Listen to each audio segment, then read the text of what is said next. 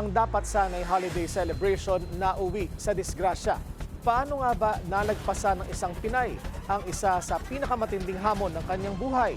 Ngayong Pasko, tunghayan natin ang kanyang kwento ng inspirasyon sa Agenda Report ni US Correspondent Don Tagala. Tatlong Disyembre na ang nakalipas ng mabigyan ng panibagong buhay ang Filipino-American na si Amy Warren. Matapos itong mabalot ng apoy sa pagsabog ng gas grill sa bahay nito sa Florida. This is where my accident happened. This is the grill. December 14, 2022, nang mag-iihaw sana si Amy ng steak sa propane grill na ito sa kanilang bagong bahay sa Florida. Hindi sumindi ang apoy sa grill sa unang subok nito. Pinatay na ito pero hindi niya alintana na tumagas na pala ang odorless gas sa ilalim ng grill.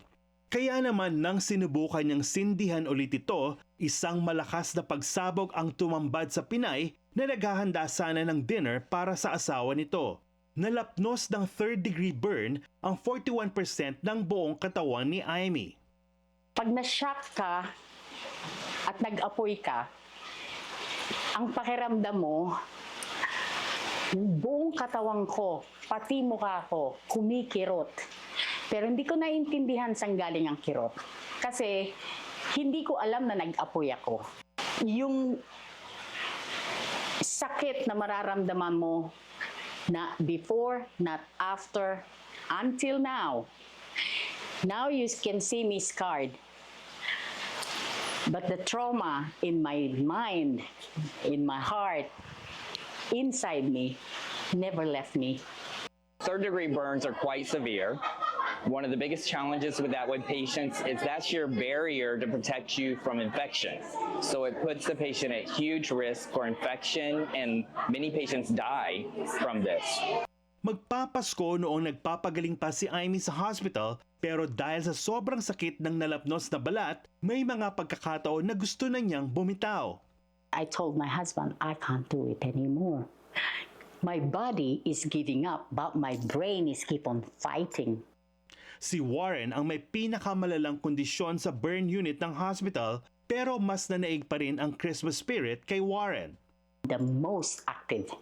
Every day I walk with my IV in my hands, holding my hands and my stomach like this, walking like this, and tell every single one in that corridor, Merry Christmas everybody! Happy New Year!